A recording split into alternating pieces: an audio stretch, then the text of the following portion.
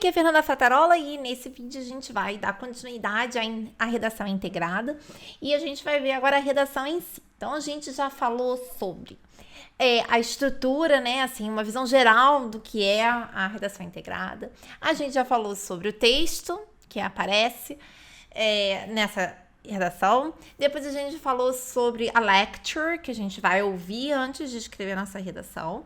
E se você não assistiu esses vídeos, é muito importante que você assista para que você entenda toda a estrutura dessa redação e o que levou a gente, né, até esse momento agora, que é o momento da produção do texto, que é o que a gente vai ver nesse vídeo. Então, aqui a gente tem as anotações que a gente fez nos vídeos passados, que é a anotação sobre o texto, e aqui a gente tem a anotação sobre a lecture.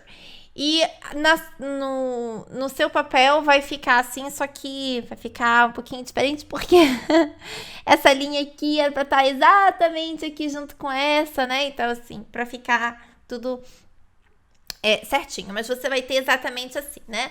Então, aqui é a opinião do autor, aqui é a opinião do professor, primeira razão do autor, primeira razão do professor, de uma forma que tá tudo esquematizado aqui para você consultar na hora que você estiver escrevendo as suas anotações. Como eu já disse anteriormente, o que é mais importante pra gente aqui são as anotações que a gente fez durante a lecture. O que acontece é que quando a gente vai escrever a nossa redação, então a gente tem assim, né? Começa o tempo dessa redação, começa essa atividade. Aí a gente tem o tempo de leitura do texto, a gente faz as anotações. Quando o tempo de leitura do texto acaba, o texto desaparece da tela. E aí começa a lecture. Enquanto a gente está ouvindo a lecture, o texto não está na tela. Então a gente está fazendo as anotações. Quando termina a lecture e começa o tempo para você escrever a sua redação, o texto que você leu lá no início, né, que foi a primeira coisa que você leu quando iniciou a sessão do writing, ele reaparece na tela. Então a gente fica do lado esquerdo da tela com um texto e do lado direito da tela onde a gente vai escrever a nossa redação. Então o texto, ele tá ali disponível pra gente consultar o tempo todo. Isso deixa bem claro pra gente a importância do texto e o peso que qualquer informação do texto tem na nossa redação. É muito pouco, né, na nossa pontuação. É muito pouco porque ele tá ali disponível para você o tempo todo. Porque os seus pontos vêm da informação que você entrega sobre a lecture. Então, assim, a gente vai mencionar o texto e é claro que caso você, sobrou tempo, eu já revisei a minha redação, digito muito rápido sobre o tempo, eu vou dar mais informações sobre o texto, eu vou complementar essa ideia aqui sobre o texto, você pode fazer. Mas o nosso foco principal, quando a gente está escrevendo a redação, não é o texto. A gente menciona o texto para poder fazer a oposição entre as ideias. E por uma questão de organização. Organização é um critério de avaliação muito importante. Então, por causa de organização, clareza, coerência, a gente vai fazer menções ao texto, mas essas menções são breves porque o nosso foco principal é entregar o máximo de detalhes possíveis sobre a lecture. Então, tá aqui, essas são as anotações mais importantes pra gente. As anotações sobre o texto, elas vão simplesmente ajudar a gente durante a lecture, mas na hora que a gente estiver produzindo a nossa redação, a gente tem o texto na tela, então a gente volta ao texto para fazer qualquer menção a ele, a gente não precisa recorrer às nossas anotações para falar sobre o texto, mas a gente precisa das nossas anotações para falar sobre a lecture. Então, aqui a gente vai ver agora, assim, parágrafo por parágrafo, como é que a gente vai estruturar a nossa redação. Então, a gente volta a reforçar coisas que são muito importantes aqui. Primeiro, essa redação, ela não é uma redação de opinião. Então, a gente não vai emitir qualquer opinião sobre essa redação. As redações do TOEFL não precisam de título. Então, não se preocupe em escrever título. A gente vai escrever aqui o mínimo de número de palavras para essa redação, são 150 palavras. A gente vai ver aqui uma redação que contenha uma boa quantidade de informações sobre a lecture, vai ter acima de 200 palavras. 225, 200, vai ter em torno daí, nunca em torno de 150.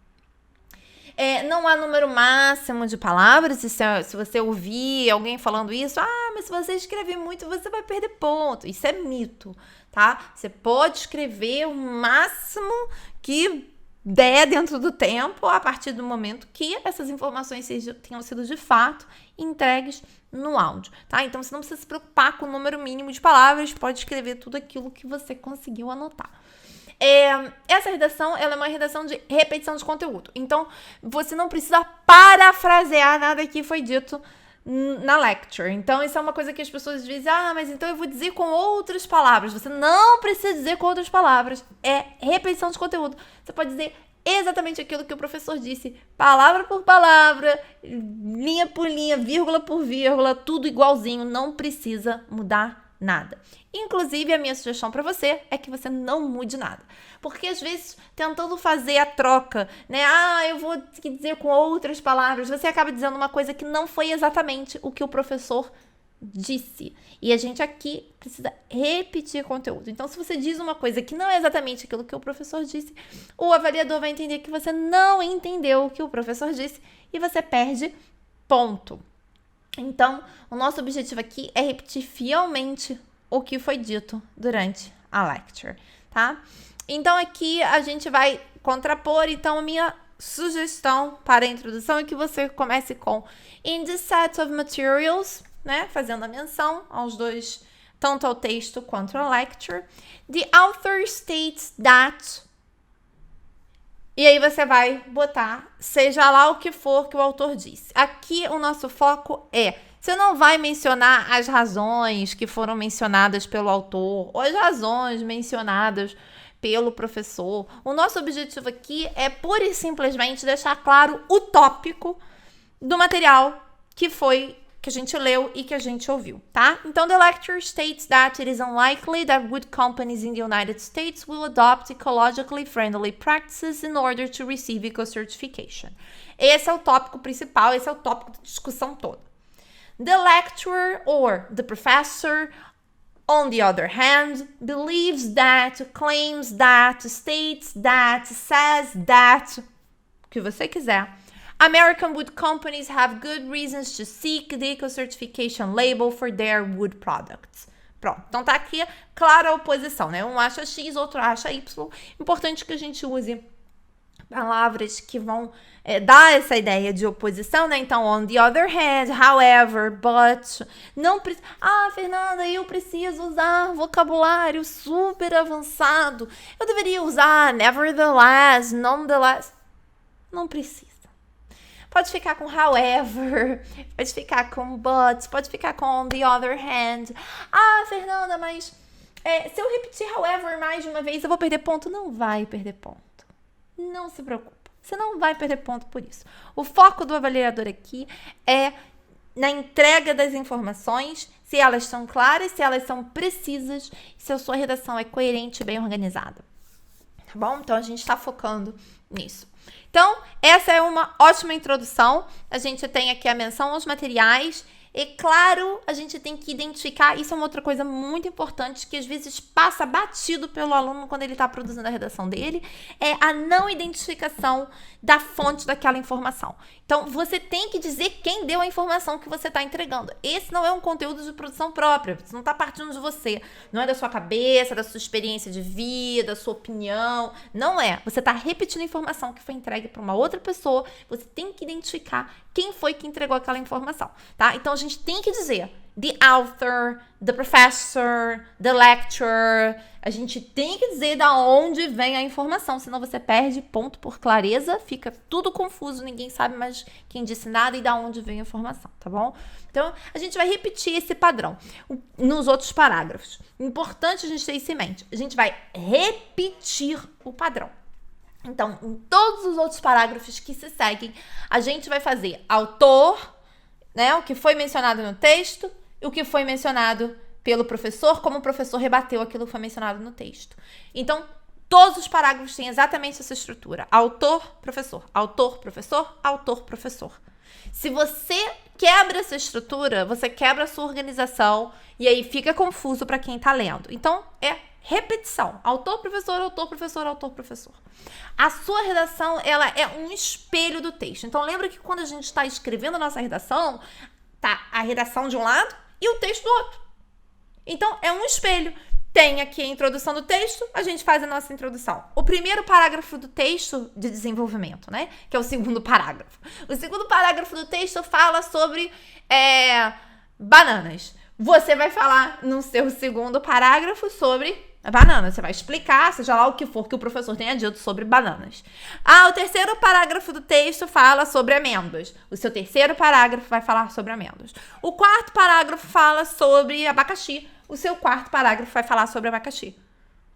Existem 4 parágrafos no texto, existem 4 parágrafos na sua redação. Tá? Então, ela é exatamente um espelho do texto que vai estar na tela para você o tempo todo. Já que a gente está falando sobre isso também, vamos amarrar essa questão aqui sobre a quantidade de parágrafos e dizer que essa redação não tem conclusão. Ela não é uma redação de produção própria de conteúdo, é uma redação de repetição. Você não vai dar a sua opinião, o professor não vai chegar à conclusão, você não vai chegar à conclusão, não existe conclusão. O texto não tem conclusão. Espelho do texto. Lembra disso quando você estiver produzindo a sua redação. E aí a gente vai para o primeiro parágrafo de desenvolvimento. Para fazer aí, a gente listar as razões, a gente vai usar first, second, third. Isso é coisa básica. A gente vai fazer, a gente viu que o autor faz isso, a gente viu que o professor faz isso, né? Quando ele está rebatendo no áudio, a gente viu que o professor faz isso. Ele fala first, ele fala second, ele fala third, ele está enumerando, ele está listando razões. A gente vai fazer exatamente a mesma coisa. Às vezes eu escuto as pessoas perguntarem assim, Fernanda, mas eu falar first, eu li que eu não posso usar coisas prontas para redação. E eu usar first e falar the author says that, isso não é pronto? First, second e third são coisas básicas quando a gente está listando qualquer coisa. Então, isso não é pronto, isso é uma coisa normal, né? Quando você está listando. A gente faz isso quando a gente está falando, por exemplo, coisas que você precisa fazer hoje. First, second, third, é normal. E a gente falar que, the author says that, isso é uma coisa pronta. Isso representa nem 10% da quantidade de palavras que você vai escrever em um parágrafo. Isso não é uma coisa pronta, isso é uma coisa normal. Você precisa dizer quem entregou essa informação. Tem vários jeitos que você pode dizer isso. A gente pode dizer according to the author e entregar a informação. A gente pode dizer the author says that, the author claims that, the author states that, the author believes that, the author explains that. Tem assim, existe uma série de palavras que você pode, de verbos que você pode usar para formar essa estrutura. Aqui eu não estou dizendo que você precisa necessariamente dizer the author says that. Você pode dizer the author believes that. Você pode, the author claims that. The author states that. Você pode escolher outro verbo. Você pode dizer according to the author. O que eu quero deixar claro aqui é que você precisa mencionar a fonte da informação que você está entregando. Então, aqui, no meu exemplo, ficou: First, the author says that American consumers do not trust in advertising claims in general. Então, esse é o primeiro ponto que foi abordado pelo autor. E aí a gente vai, então, agora, olha só, que é importante, olha o quanto a gente escreveu sobre o texto e olha o quanto a gente vai escrever sobre a lecture. Fernanda, eu posso escrever mais sobre o texto? Pode, mas eu só recomendo que você escreva mais sobre o texto depois que você acabar a sua redação, caso sobre tempo. Acabou minha redação, eu revisei a minha redação e eu ainda tenho tempo, aí você vai e acrescenta informação. Por quê? Porque os seus pontos vêm das informações sobre o áudio. E o nosso foco é entregar essas informações, tá? Se sobrar tempo, a gente volta para o texto. Se não, o mais importante é que a gente consiga completar essas informações sobre o que o professor disse. Então, aqui a gente faz o contraste, a gente tem que fazer. However, the lecturer or the professor explains that. Então, tem o contraste aqui, tá claro, a gente sabe que a oposição tá aqui. A gente espera agora uma oposição. Então, the professor explains that, tudo que o professor disse. American consumers distinguish between advertising claims that companies make about their own products and claims made by independent certification agencies. Americans have a lot of confidence in independent consumer agencies. Therefore, ecologically minded Americans are likely to react favorably to wood products ecologically certified by an independent organization with an international reputation for trustworthiness. Tudo que o professor diz Tá aqui bonitinho. Segundo parágrafo de desenvolvimento, vai seguir exatamente a mesma estrutura. Second, the author claims that eco-certified wood is more expensive than uncertified wood, and American consumers tend to choose cheaper uncertified wood products. The lecturer, the professor, contradicts that, stating that price alone, e aí todas as informações que o professor entregou no áudio. Price alone determines consumers' decisions only when the difference in price is high. When the price difference between two products is small, say less than 5%, as is the case of certified wood products, Americans often choose based on factors rather than price. Americans are becoming increasingly convinced of the value of preserving and protecting the environment. O que o professor diz tá aqui, palavra por palavra. Ah, professora, mas aí eu troquei uma palavra aqui, ou aqui não ficou exatamente igual porque eu não me lembrava exatamente aqui, talvez um verbo. Só toma cuidado para você não fugir do que o professor disse. Não precisa ser idêntico, mas quanto mais for parecido, quanto mais igual estiver, maior é a sua pontuação. Third, the author states that, da mesma estrutura, né? Third, or according to the author, pursuing the eco-certification label would only make sense for American wood companies if they marketed most of their products abroad, which is not the case. However, according to the lecturer, according to the professor, or the professor on the other hand, says that or claims that American wood companies should pay attention to what is going on in the wood business internationally, not because of foreign consumers, but because of foreign competition. There is a good chance that many American consumers will be interested in eco-certified products, and if American companies are slow capturing those customers, foreign companies will soon start crowding into the American market, offering eco-certified wood that domestic companies don't. Tá aí. Essa é a redação. Ela fica nessa estrutura. Uma coisa que é importante é a gente lembrar de dar o recuo aqui antes do início do parágrafo. A sua redação ela não pode ser um bloco de palavras. Se for, você perde ponto de cara no critério de organização. Então, vamos tomar cuidado. É uma coisa muito simples, dar o recuo. Ver que todos os parágrafos têm o recuo aqui, ó. Todos eles. Você pode dar o recuo, você pode pular a linha entre os parágrafos. Eu, particularmente, prefiro o recuo ao invés de pular a linha, porque senão acho que fica tudo muito espaçado, assim. Então, eu prefiro só dar o recuo. Mas você pode dar o recuo e pular a linha, pode pular a linha, né, entre os parágrafos. O que importa é que o avaliador olhe para a sua redação e ele seja capaz de imediatamente, só batendo o olho, identificar quantos parágrafos a sua redação tem, como ela é organizada. Então, essa é a estrutura dessa redação. Essa redação é uma redação relativamente fácil de ser feita, porque ela é uma redação de repetição de conteúdo. Então, para você fazer uma boa redação integrada, o que a gente precisa é respeitar a organização, entender a organização dessa redação, ter um bom listening e fazer boas anotações durante a lecture. Essa é uma habilidade que ela precisa ser trabalhada bastante para o TOEFL. Você precisa muito, né? Você precisa para a sessão do listening, você precisa para a sessão do speaking, você precisa para a sessão do writing. Então, é uma habilidade que no início, Fernanda, eu tô fazendo anotação e quando eu tô anotando, eu me perco no áudio. Isso é normal.